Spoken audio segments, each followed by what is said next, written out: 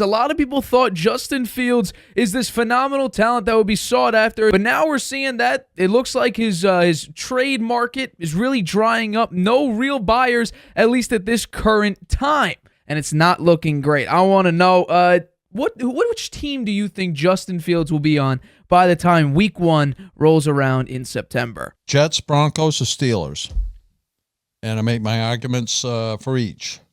The Jets. And I think this is unlikely that Rodgers gets into politics. I can't. That is like out of left field. I don't know where that's coming from. Who would have thought Aaron Rodgers would be running for vice president of the United States? I mean, what his qualifications are? He can throw a Hail Mary. Yeah, that's. Well, no, hey, that's something he could take deep shots, and sometimes it hits. This could be another one of those deep shots.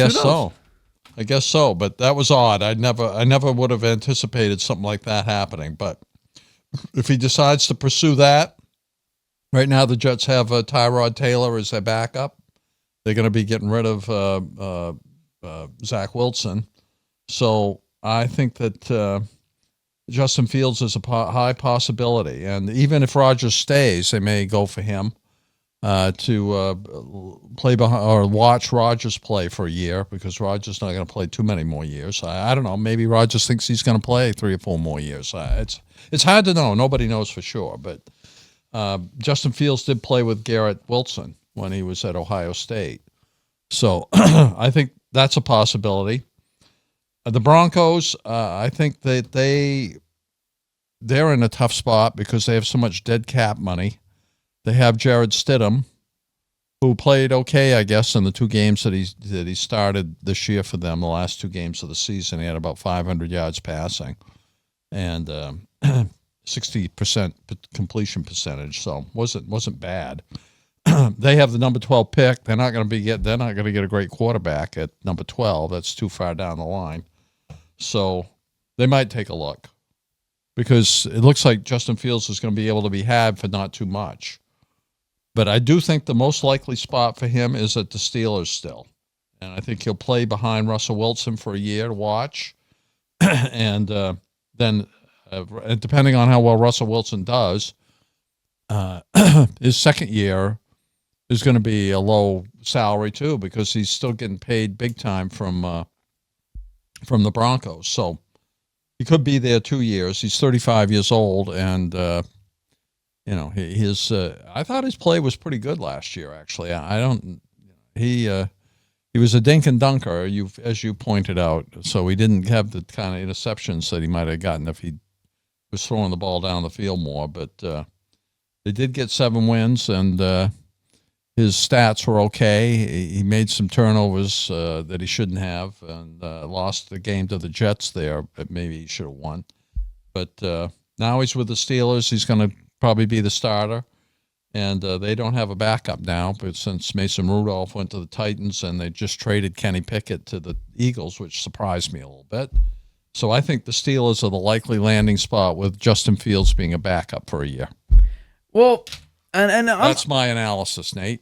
Tell me what you think. Well, from the very beginning, when it's as soon as the Justin Fields could be traded, Caleb Williams and everything happened, I immediately said Justin Fields 3rd-round pick, and I'm sure some of you, if not most of you, if not all of you, have saw that short where I talked about that, and you may have seen that people did not necessarily agree and called that a horrible take.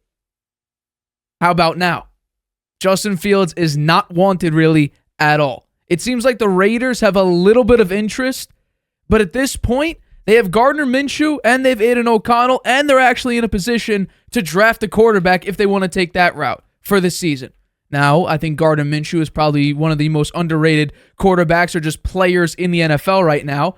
However, they still have that option, and they have the option to draft a quarterback, or they can stick with Gardner Minshew. But at this current moment, it looks like Justin Fields will be a backup. And I'm sure not by the wishes of the Bears, he may actually be able to stay in Chicago, but because nobody wants him. Not a single team has pursued Justin Fields. Now, it could be that their GM, I believe his name's Ryan Poles, could be asking for way too much. 2nd-round pick, 1st-round pick, high 3rd. But it doesn't seem, and by the way, I know they're doing their due diligence on Caleb Williams, but if you really have to decide between Caleb Williams and Justin Fields, I think there's already something wrong, because you could tell Justin Fields is not the quarterback that Caleb Williams is. Caleb Williams has a much better arm, he's a much better decision maker, and while he's not a runner that Justin Fields is, I think he has enough athleticism to at least be comparable to Justin Fields, at least in the production level.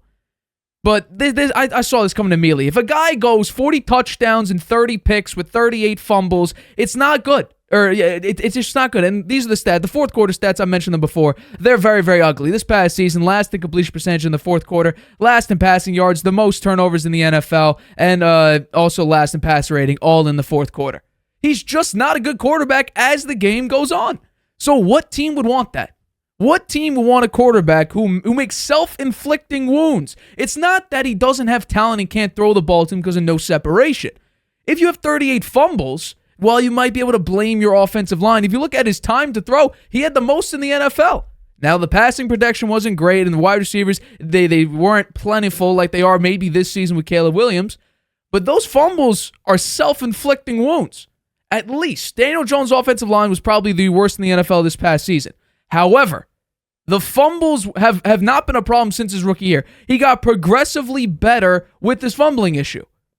And lo and behold, Justin Fields can't. His offensive line got better this season.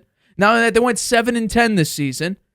And yet we could blame his offensive line. But these self-inflicting wounds also with the supply and demand, everybody signing backup quarterbacks. Jimmy Garoppolo found a job today. Yeah, he's not starting, though. He's not starting, but he does have a job. He does have a job. I think you said he would not have a job. I'm sure I did say that. Yeah. However, we see a bunch of backup quarterbacks. Sam Darnold got a job. Even Nathan Peterman got a job. I can't believe that guy is still in the league. With all the other quarterbacks around, I think even Zach Wilson is better than Nathan Peterman. I would agree with you. Yeah. But the fact that Justin Fields hasn't been moved yet, and now it looks like the market is basically zero. The Patriots still have a chance, but it looks like, if the Vikings do what they did today and then actually trade to a top 3 pick, there could be a possibility that the Patriots go out and get Justin Fields maybe for, now I might downgrade it from a 3rd to a 4th. Yeah. I may take that route. I might truly believe Justin Fields is now worth a 4th-round pick. Yeah, I think that the reason that I think there's a lot of interest in Justin Fields, okay? There should be. And there is. I believe there be. is. I think the teams aren't saying anything about it now because they want to get much closer to the draft. I'm sure, yeah. Because the longer they wait, the more the value for Justin Fields drops and the cheaper you can get him. So I think most teams are thinking we're really interested in Justin Fields at a 4th-round pick, right? Right. Maybe a 3rd, but mostly a 4th or a 5th, right?